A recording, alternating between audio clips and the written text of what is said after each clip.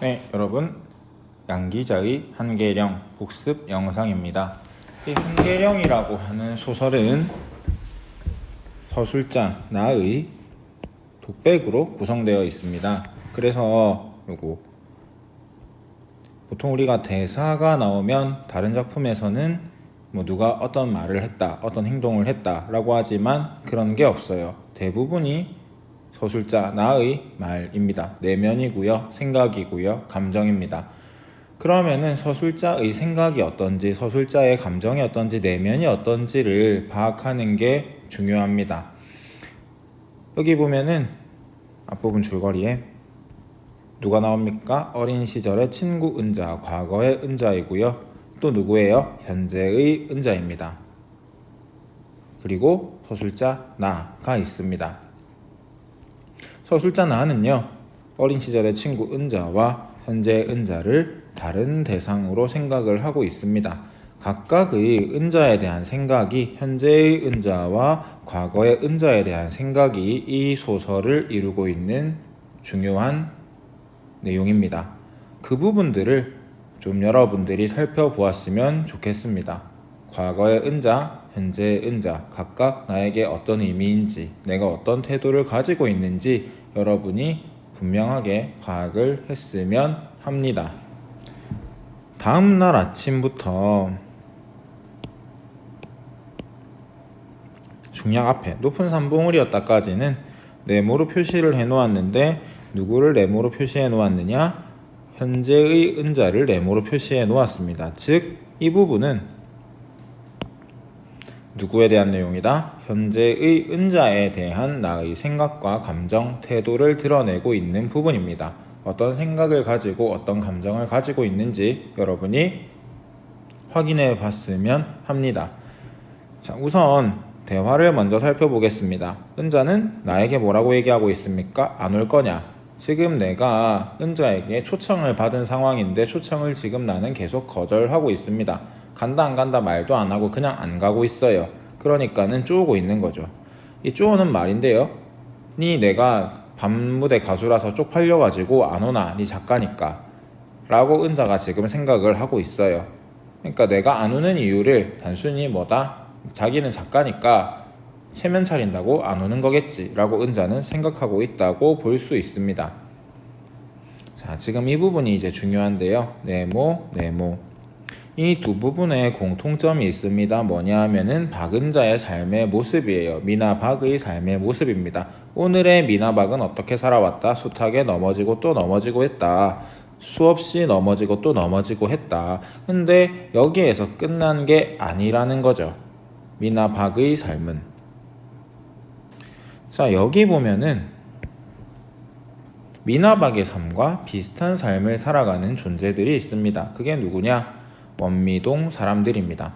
그러면은 박은자와 원미동 사람들을 서술자 나는 한데 묶어서 뭐라고 이야기하고 있습니까? 삶의 주인이라고 이야기하고 있습니다. 왜 이들이 삶의 주인이냐? 부딪히고 아등바등 연명하며 기어나가고 있기 때문에 그래요. 무엇을요? 삶을요. 어떻게 살아갑니까? 넘어졌다가 다시 일어나고 또 넘어지는 실패의 되풀이 속에서도 그들은 정상을 향해 열심히 고개를 넘고 있으니까요. 이것이 원미동 사람들과 박은자, 현재의 미나박에게서 공통적으로 확인할 수 있는 삶의 모습입니다. 어떤 삶을 살고 있습니까? 넘어져도 일어납니다. 실패해도 일어납니다. 결과가 좋지 않을 것이란 이야기를 들어도 넘깁니다. 열심히 삽니다. 안 돼도 끝까지 밉니다. 그게 이들에게는 인생입니다. 이들에게 인생은 뭐예요? 열리지 않는 문을 계속 미는 거예요. 이들의 인생은 뭐예요? 다다를 수 없는 정상을 향해 계속 나아가는 거예요. 이러한 삶의 태도, 삶의 모습, 삶의 자세를 여러분이 한번 정리해 보았으면 합니다. 자, 이제 두 번째 동그라미 부분을 살펴볼 겁니다. 현재 은자를 살펴보았다면 이번에는 과거의 은자에 대해서 내가 어떤 생각과 태도를 가지고 있는지 살펴보도록 하겠습니다. 1년에 한 번씩 타인의 낯선 얼굴을 확인하러 고향에 가는 것은 쓸쓸한 뿐이었다라고 되어 있는데 고향 동네라고 언급이 되고 있어요. 자, 여기에서 하나 확인할 수 있는 거 서술자인 나는 고향 동네에 갈 수 있다, 없다? 있습니다. 서술자인 나는 고향 동네에 갈 수 있어요. 그리고 누구라 해도 다시는 고향으로 돌아가지 못할 것이었다. 여기서 또 하나 확인할 수 있는 거 서술자인 나는 고향에 돌아갈 수 없다라는 거죠. 선생님 고향 동네에는 갈 수 있다면서요. 왜 고향에는 못 가나요? 여기 고향 동네는 어디예요? 물리적인 공간을 가리켜요. 물리적인 공간. 그러니까 예를 들어서 내가 뭐 서울에서 태어났다. 서울 갈 수 있잖아요. 뭐 부산에 뭐 괴정에서 태어났다. 괴정 갈 수 있잖아요. 그렇죠?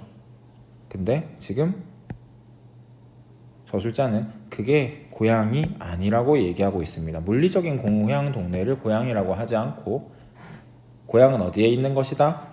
지나간 시간 속에 있는 것이다 라고 이야기하고 있어요.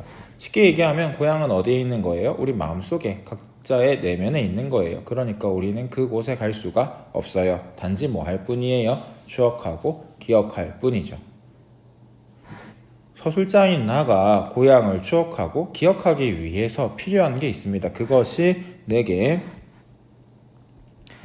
마지막 남은 표지판은 은자인 셈이었다라는 말에서 드러납니다. 은자가 필요해요. 과거의 은자가 나에게는 필요해요. 어떤 대상이기 때문에 그렇습니까?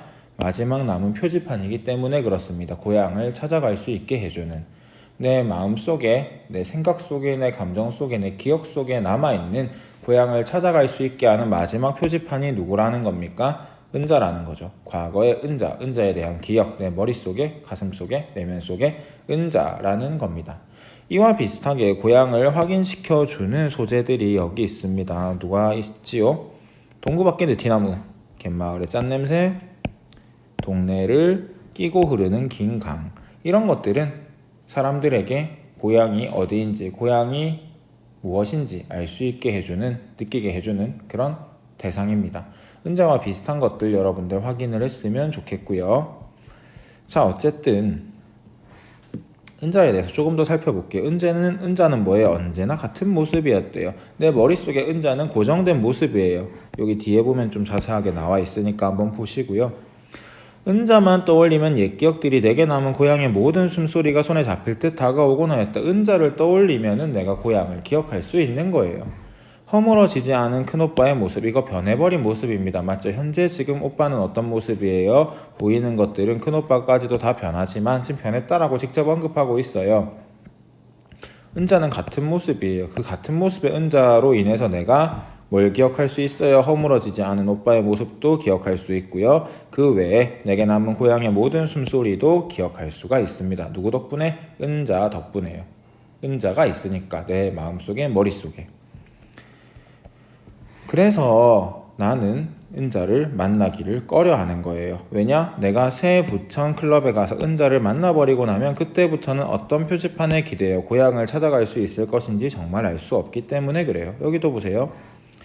만나버린 뒤에는 내게 위안을 주었던 유년의 소설도, 소설 속의 한 시대도 쓰러지고야 말리라는 불안감을 떨쳐버릴 수가 없었다. 은자가 나의 마지막 남은 표지판이기 때문에 내가 누구를 생각하면서, 은자를 생각하면서 유년 시절의 소설을 썼어요. 은자가 있으니까 가능했던 겁니다. 근데 은자를 지금 만나버리고 나면은 과거의 은자가 현재의 은자에 묻혀버리겠죠. 내 머릿속에 은자는 딱 그거 하나예요. 과거의 은자, 그 모습 하나. 어떤 모습? 이런 모습.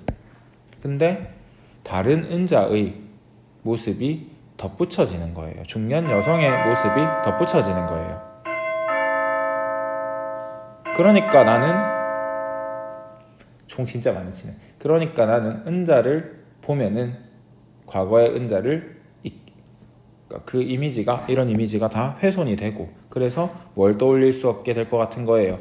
고향을 떠올릴 수 없게 될 것 같은 거예요. 그러니까는 은자를 만나요? 못 만나요? 못 만나요. 정리하면요, 은자는 내가 고향을 기억할 수 있게 해주는 마지막 남은 표지판입니다. 근데 그 표지판이 없어질 것 같아요. 뭘 하고 나면은, 은자를 만나고 나면은. 표지판이 없으면 고향을 기억할 수 있어요? 없어요? 없어요. 이게 지문에 제시되어 있는 현재 과거의 은자에 대한 나의 태도입니다. 근데 외면할 수가 있대요? 없대요? 없대요. 왜요? 은자는 분명히 나에게 소중한 존재고 나도 은자가 사실은 얼마간은 보고 싶을 것이기 때문에 그래요. 그래서 이러한 태도를, 이러한 모습을 나의 양면성, 양가적인 태도라고 할 수 있습니다. 좋은데 싫은 거 뭐 그런 거 있잖아요. 그런 게 양가적인 거죠. 그래서 이런 나의 양가적인 마음이 심리가 어떤 행동으로 드러납니까? 이런 행동으로 드러납니다. 전화 곁을 떠나지 못하였다. 지금 나는 전화기 곁을 떠나지 못하고 있어요. 왜? 은자에게 전화가 올 것이고 나는 은자에게 전화를 듣고 욕을 듣고 혼이 나고 해야 되니까 외면 못하는 거죠. 네, 그렇습니다. 여기까지 하면은 한계령 다 했습니다. 여러분들 열심히 공부하기 바랍니다.